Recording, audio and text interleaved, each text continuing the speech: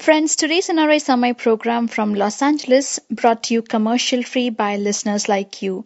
Your generous donations make possible for us to stay commercial free, and today's show is pre-recorded. If you have a question for the guest, please send an email to nrisummer@gmail.com. We will follow up with the guest and find the answer for you. Thank you for your support. Hello, friends. This is Vamsiala, your host. Today is October 22nd, 2015, and we have a guest, Benjamin Ndugga-Kubaye. He's a local New York City organizer for Black Lines for Just Immigration. He's an immigrant from Uganda, and his journey has included in advocating for a range of community development issues impacting Black communities in United States, in various cities like Washington, D.C. and New York City. And he's currently pursuing his master's in public policy at the New School. Welcome, Benjamin. How are you? I'm well. How are you doing? I'm very good. So let's start off. I'd like to give the audience an introduction. Can you explain to our audience what Black Lines for Just Immigration is, and maybe a little bit of history background for it? Right. The Black Alliance for Just Immigration was founded around 10 years ago as an alliance between Black immigrants and African Americans, particularly people of the faith, of people of faith and of the Christian spiritual tradition. Trying to address immigration and interracial justice analysis to immigration issues. And so we came under that framework initially, as that's how we were founded. Moving from there, we have continued a work of advocating on behalf of Black immigrants and African Americans, understanding their shared political destinies in the United States and abroad, and globally speaking, addressing the unique ways anti-Blackness affects our community's abilities to move and migrate, how the stories of our resistance and addressing structural violence on a number of levels is critical to creating a strong advocacy that will change the social issues we're facing. Okay. So as I heard, you're specifically dealing with issues related to immigration, but specifically for African immigrants, right? Is that a right assessment? Yeah. Well, we are looking at Black immigrants generally, immigrants from Africa, from the Caribbean, South America, obviously European immigrants as well. But Black immigrants coming into the United States, that's whose narratives help us understand the modern immigration system, and also we're also founded in reflecting on the history of African Americans and how that informs immigration broadly as well. Right. I mean, usually when the general media talks about immigration, they're either talking about the Hispanic immigrants who are most likely talked as illegal immigrants and their challenges, and when the other side, when they talk about the legal immigration, they're talking about Asian immigrants, right? The challenges thereof. But in this, usually we never talk about African community who are immigrants because there are the challenges for African Americans within the country itself, but African immigrants as a story has widely been neglected. So it looks like you are covering that space, which is very commendable. But what are some of the unique challenges that these Black immigrants face from various countries, be it Caribbean islands, be it South America, be it from real African continent? What are some of these unique challenges that these African immigrants face, and how do you help them? Yeah, so there's a number of places that the stories of Black immigrants help us really understand how we should address issues in the immigrant rights movement. And much of this we Our board members, our staff have written extensively on this, and you can see a lot of this analysis. There's an article written by one of our former board members, Benjamin Ndugga-Kubaye, called Black Immigrants' Lives Matter, disrupting the dialogue on immigrant detention. And you can find that on Truthout. And also on our website, you can see a lot of this analysis as well. But one of the things that we that's unique that for Black immigrants is this issue around deserving immigrants. And so you see much in the immigrant rights movement. There's always a push and an effort to figure out which group of immigrants is acceptable and assimilatable. So one of the things, if you look at, economically, you see that there's certain barriers that all immigrants face economically as they try to assimilate from employment, getting jobs, getting access to upper mobility, and achieving the middle-class American dream. And that is often the dream of immigrants more broadly. And so what often happens over time, immigrants, they come in and they face extreme barriers initially, and then over time, those barriers begin to lessen as they are able to assimilate, learn language, learn cultural competency around the American way, and understand how to navigate capitalism more broadly. But what is unique for Black immigrants is that this assimilation story is a lot different. The reality is that assimilation is something that's very difficult for Black immigrants, particularly when you look at it economically. So we know that there is a wage gap. Often there's a wage gap we discuss when we talk about women, and when you compare men to women, particularly white men to white women, and then you break it down, a woman of color and then Black women, and you see that there's a wage gap. For $1 for every dollar that a white man makes, white women make 78 cents, and I believe Black women make 56 cents. So that's a wage gap. So when you look at immigrants and you read the work of people, of economists like Patrick Mason, one of the things he talks about is that African immigrants and Haitian immigrants and a lot of Caribbean immigrants face a 40-cent wage gap. So for every dollar, their counterparts make 60 cents. So economically, this flies in the face of a lot of kind of language around Black immigrants, particularly African immigrants, around trying to put them into this model minority status. What you're finding is that as you disaggregate for class, what you find is that Black immigrants tend to make very low wages. And what the research of Patrick Mason was telling us is that it ultimately, and this was one of the difficult things in many ways, is that Black immigrants tend to ultimately assimilate into the position of African Americans more broadly, economically speaking. And we also know the history of African Americans in this country economically in relation to unemployment, wealth, housing, and any number of economic indicators of well-being. So there's an economic. So one of the unique barriers for Black immigrants is this question of assimilation, as we look at it economically. Right, assimilation is something that is not as clear cut for Black immigrants.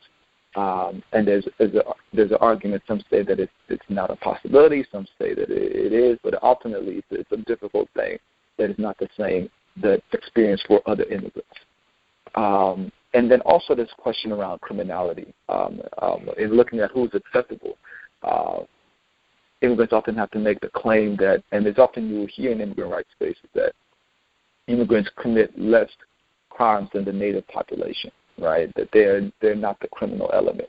And so this argument is used to advocate for the end of immigration detention, to really open up access to citizenship and any number of things in the immigrant rights community. So, but what overwhelmingly often happens is that there isn't a discussion of things, of the many ways that immigration detention is just, well, I would say this more broadly, that one, when we think about criminal alien deportation, particularly after 9/11, when the Department of Homeland Security was created, and you got unprecedented levels of information sharing, and the language around the immigrant threat is that racist language is around Muslims and South Asians and this very broad, brown, racialized immigrant group. But when we look at when we look at the criminal alien program and who was deported as criminal aliens, you know, some of the highest proportions of deportation were for African Caribbean immigrants. So this question around criminality really is kind of fused to blackness and to black communities. And so black immigrants often have to really confer with the history of African Americans. The definition of criminal has always been black. Locally here, and obviously as we know, we can talk about global stories of anti-blackness, but locally here, black was by default, has been default criminal, not by the actions of black people, but by them being black. By being black, you are therefore a criminal. And so black immigrants, it's a unique thing that they face around criminality, that by definition they're defined as criminal. We have high levels of removal rates in relationship to this kind of representation in the criminal alien program. And ultimately, so criminality is one, economic assimilation is another piece that we can talk about. And these are some of the different ways that we also make the claim that immigration enforcement policies have to really be seen as one piece of the broader mass criminalization that system from policing, prisons, and parole and probation. All of those systems are linked, and they're one system altogether. And that's a difficult thing that the immigrant rights movement has had trouble dealing with, and has had difficulty seeing efforts to abolish immigration detention as part of the broader prison abolitionist movements, as part of racial justice efforts around policing. Those things usually do not come together, but with the narratives of black immigrants, particularly people like David Felix, those things, you see the stories of black immigrants are one that run the gamut of these systems of social controls. And the story David Felix, maybe I'll touch on later, illustrates that perfectly. Okay. So, I think you covered some great topics. One is assimilation. The second is job discrimination and the wage gap. The third part being criminal deportation at a systemic level, right? I think assimilation is a very subjective matter. Like you mentioned, like you said, some argue that it is possible, some it's not possible. But I think that's true of any immigrant community. But when it comes to the wage gap and the criminal deportation are just a justice system treating African Americans differently. Both of these seem to be very much in skew with the struggles of African Americans, the native, the citizen African Americans of this country itself. But at the same time, I'm reading your recent article, Black Immigrants and Their Children, where you say that your director has been trying to subtly tell the difference between black immigrants and African Americans as flaws and threats to the second group, meaning as if like you're trying to show that black immigrants are not a threat to the African Americans. But looks like some of the things that you mentioned, they go hand in hand. Looks like the struggles are the same, though the places where these guys come from is the only difference. Is that true or how? Yeah, so one of the things is with BAJI, we have to thread the needle. We have to find a way, have a nuanced conversation to say that, one, the reality of African Americans and black immigrants is different. I think our stories and our histories are very different. African Americans who largely came as enslaved Africans at the turn of the 16th century, 17th century, they have a unique history and it's foundational. So one, what we say to that is that history informs black immigrants as we come in to this country. So we will not fully understand this country until we sit with African Americans and dialogue with them about their personal histories and their broader history as a community, because that's the history that's going to dictate what our blackness means in this country. So that's the first thing we have to do. Okay. While at the same time recognizing that history is different from, say, an East African refugee or a Caribbean immigrant who's fleeing a structural adjustment program that's made their country unlivable. say, a queer African immigrant who's fleeing violence in their home country because of their orientation. So those, and all of those things are different than the African American history, but they're informed by it. And so what we have to do is find a way to listen to each other and knowing and organize through difference and similarity. And one of and then stepping from that, we have to understand that that often, there's a Pew Research article that came out based on a poll they did a couple of years ago, and it was indicative of kind of a effort to say, well, look, Black immigrants come and they have high levels of college and employment and in so many ways you see that they're higher levels of higher education, even relative to Asian immigrants who are seen as who are also depicted as model minorities. But what the interesting thing about that data is that it usually doesn't disaggregate for class backgrounds, right? And two, it's not long sustaining, looking at people over generations. And so one of the things that ends up happening is that you compare, say, immigrants who are middle class to the broader African American population, and then you try to make generalizations about that. But if I come in as a middle class person who was coming for college, obviously I'm not the person you should compare to African Americans more broadly, right? We know that only a fraction of the people in the United States, not just Black people, but just the United States in general, only a fraction actually ever go to college, right? The majority of people don't have bachelor's degrees, right? So comparing people who come in on a visa or what have you to get their education is not really good analysis. What happens, what needs to happen is to compare like people with like people. So comparing a middle-class Black immigrant with middle-class African Americans and middle-class Americans more broadly, what you see is that Black immigrant stories, what they face high levels of, or at least just on the economic level, high levels of discrimination and barriers, from a higher unemployment, being the first to be fired, and also just making less money and on a drastic level. So this is what disturbs these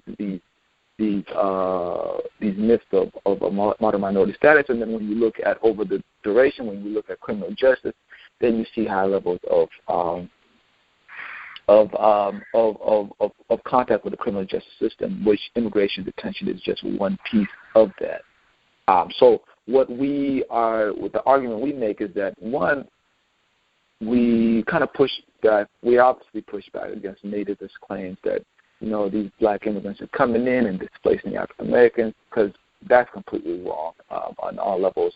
It assumes that there isn't enough resources for everyone, right? And that whoever frames it that way is purposely trying to make a sense of scarcity where people are fighting over small resources, when the reality is there's more than enough resources for everyone.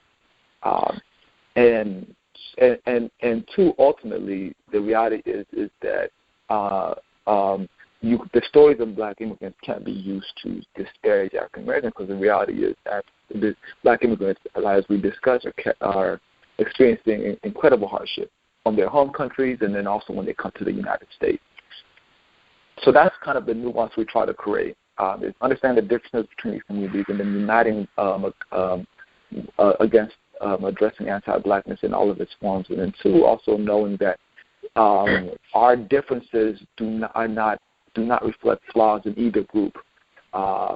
So any sort of success African Americans have had doesn't reflect a flaw in Black immigrants, and Black immigrants, vice versa, do not reflect. Any successes they have had are not reflective of flaws in African Americans, and also are not evidence that anti-Blackness is not a reality that we're all having to navigate. Friends, NRI Samay is a non-profit independent alternate media from Los Angeles, USA, which brings positive stories from grassroots activists from all corners of India and across the world. NRI Summit does not rely on corporate funding, and our shows are commercial free. We only rely on your donations. Corporate funded media is driven by the TRP rating, and profits are blurring the distinction between news and entertainment. Why do our news channels talk so much about cricket, movies, accidents, popular figures' personal lives, babies of heroines, gossips, etc., while they should be covering the struggles of people, inequality in our society, rural issues, and border security issues? Why did our media raise some corruption crusaders to the sky on one day and shut them off completely when graft charges were raised on those corporate sponsors? Media relies so much on the corporate funding and government blessings that they cannot report independently. NRI Samay is different. We don't accept funds from any corporations, and hence our shows are commercial free. We completely rely on donations from you. Please consider donating to NRI Samay, and please go to nrisamay.com and donate generously. This is the only way together that we can continue NRI Samay. All donations are kept transparent on nrisamay.com. And if you have any questions, please write to nrisamay@gmail.com. Okay. I mean, I gather that you're trying to create a nuance through various activities. I want to talk about the activities that Black Alliance and for Just Immigration is doing. But before I get to that, I want to read out 2 lines from your latest article, and maybe you can give us some examples or stories maybe that'll give us a personal touch. The audience will understand better, right? So here, this is what you say. ICE raids continue. ICE means Immigration and Customs Enforcement of the United States government, right?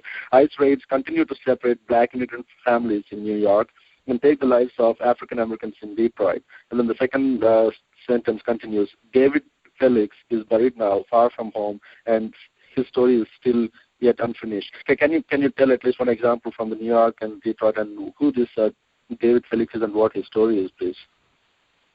Yeah.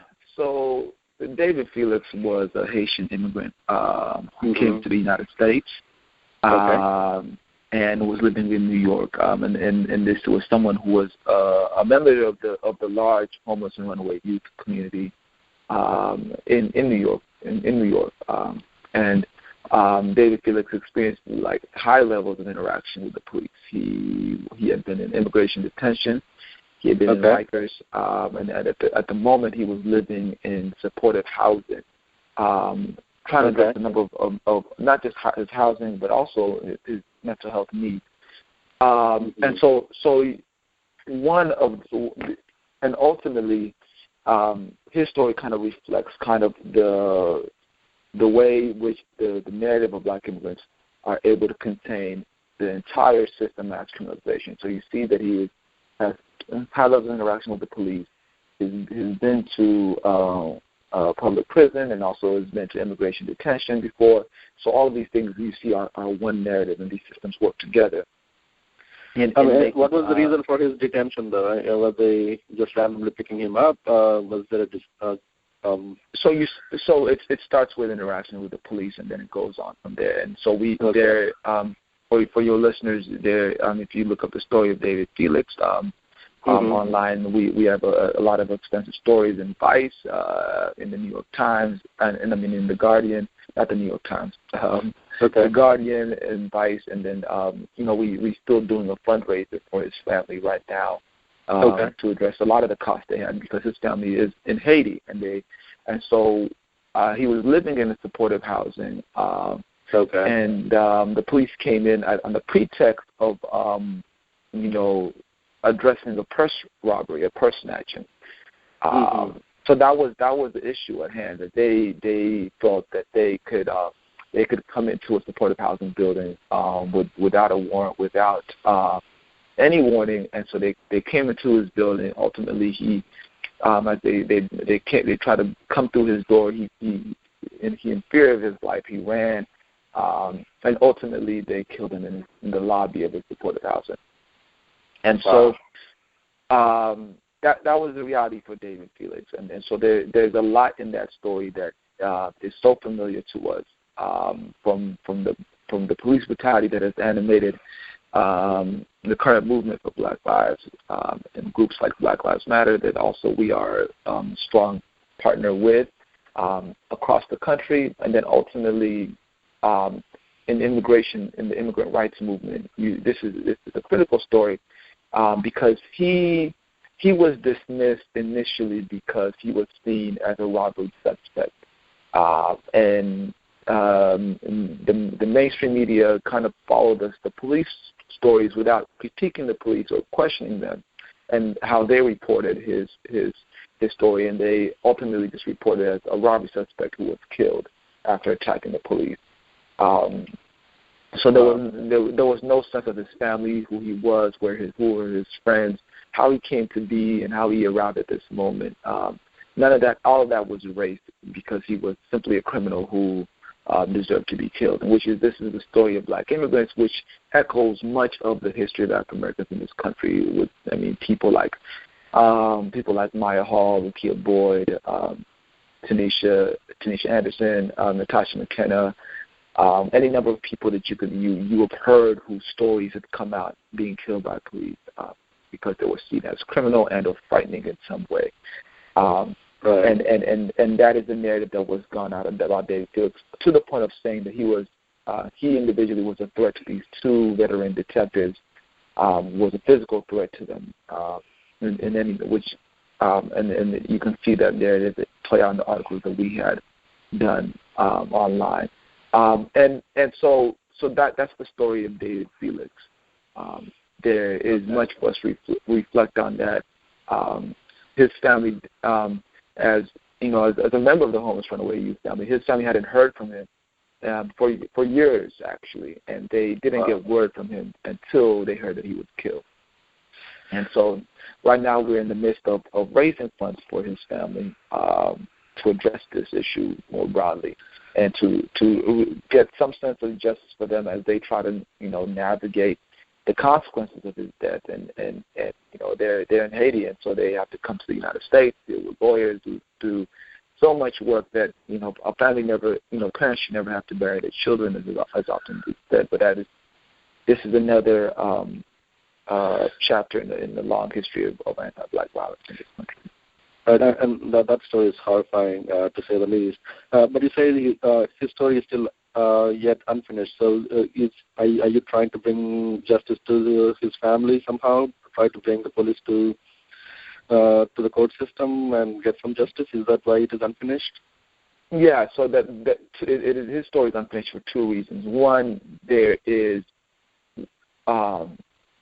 there has been no consequence to the police that killed David Felix. His family is in the process of legal proceedings to address this. Right. But again, we are very aware of the sense of justice that we have gotten from the legal system. Is often something that leaves a lot to be desired, and ultimately justice doesn't ultimately come from that legal system. Justice is something that our community can create and can realize. And one of the things our community is doing in response to this is we are raising funds for David Felix. We're reaching out to his family members, and we're in close contact with them.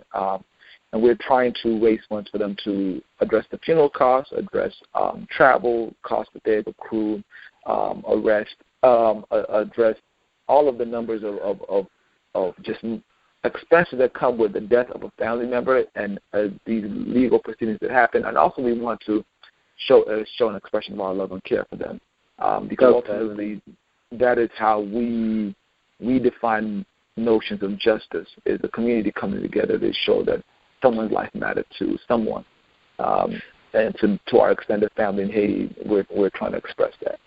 Right. I mean, if somebody wants to donate to David Felix's cause or any of these issues that you're helping fight, is the donate button on your website, blackalliance.org, the best way, or is there a separate website for David Felix?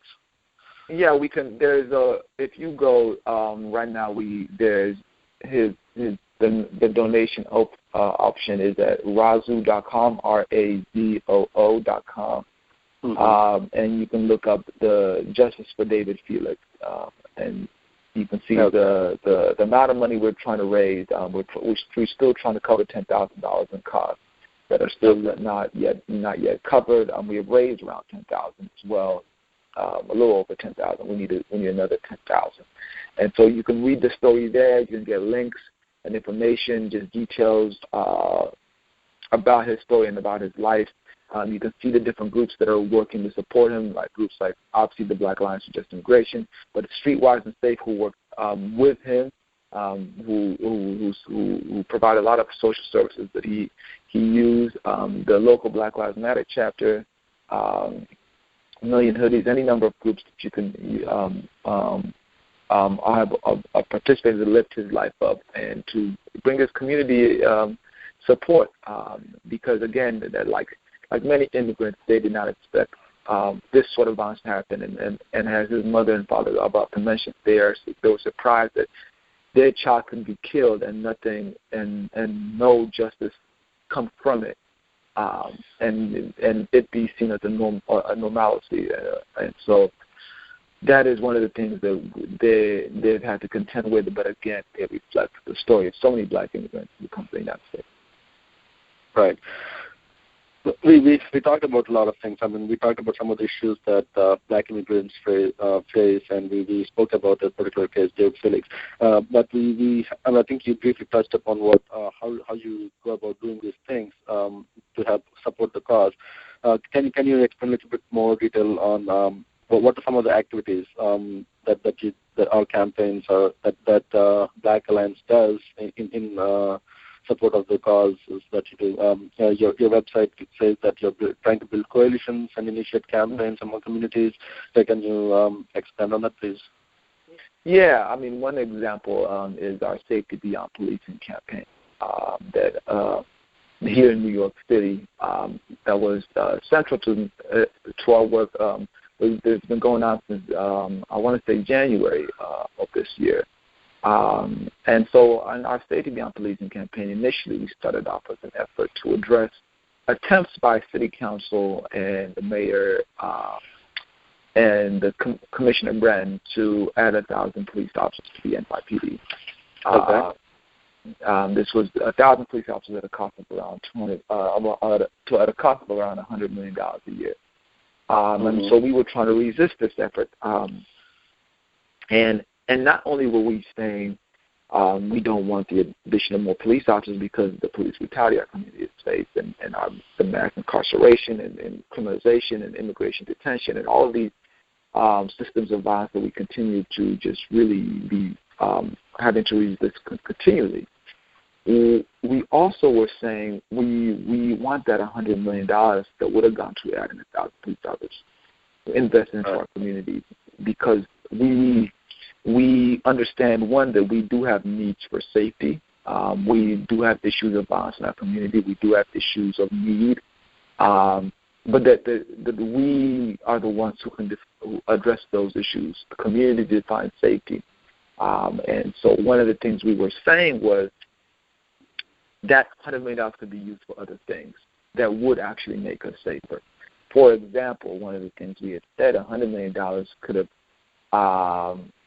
helped to provide full employment to every young person in New York City, from ages 15 to 24. At the time, and at this time, some of the youth employment program was hiring about 30% of its applicants. This year, it has been slated to hire 35,000 young people. But the reality is, upwards of 130,000 youth apply for that. So there'll be around 100,000 young people who could not participate. So one, we said, okay, well, if every young person aged 15 to 24 had a job, that would do more for safety for us than more police officers. And not only would it address safety concerns, but also it would give people jobs. It would give people employment and really get at the root causes of a lot of violence and disorder that we do face in our community. So that was one thing that we were thinking.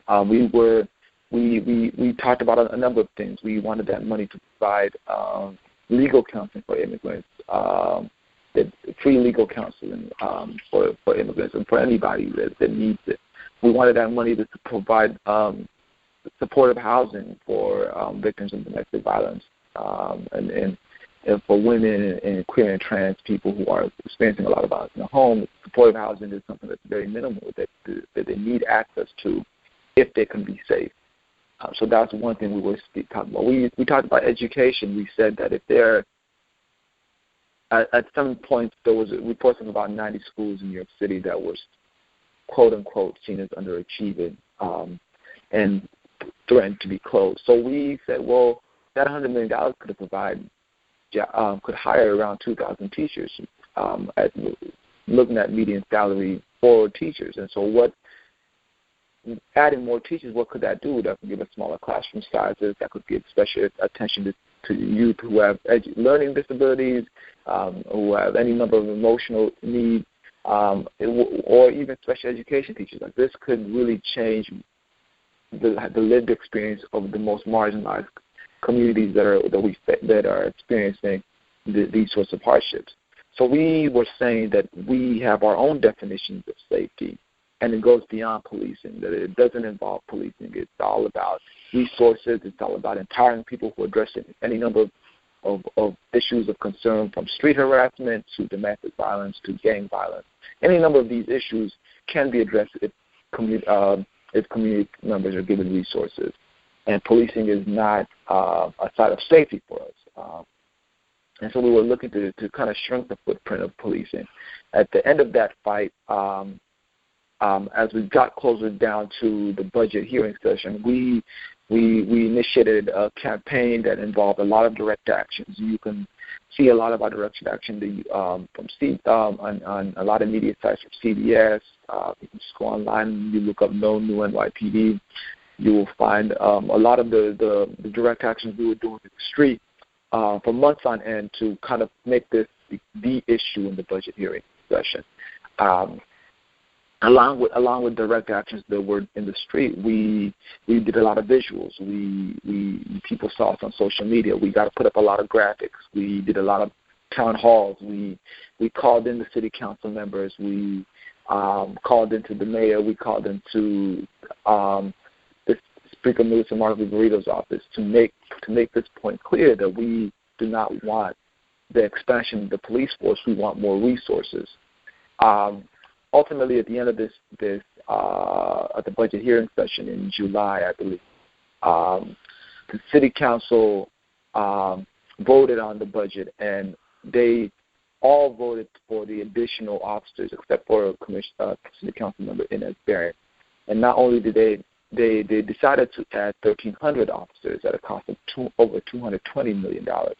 And so we see what we, as a consequence of this, not only where our community is passionate and what their needs are around resources, but we also saw the level of violence that we're facing. That from the Progressive Caucus to the Mayor de Blasio to the Speaker, Mr. Marguerito, to Commissioner Brand, all of them lined up together to make an attack on our communities that had no was not informed by our needs, and that used policing as a definition of safety as opposed to community. And so that clarified a lot for us, and also has energized us to move forward in new directions. Right. I think that's a great way to put it. And I think we are about time to close the show. We appreciate the time. Some of the insights you brought are really valuable to us and to me. It was some of those things are really eye-opening. Thank you very much for your time, Ben. Hope to talk to you soon. All right. Thank you. Yeah. It was great talking to you. Nice talking to you too. Thank you. Have a nice day. Bye. All right. Take care. Friends, if you liked today's show, please go to youtube.com/NRI Samay and click on the subscribe button. You will get notified every time we publish a new show. And you can also like us on our social media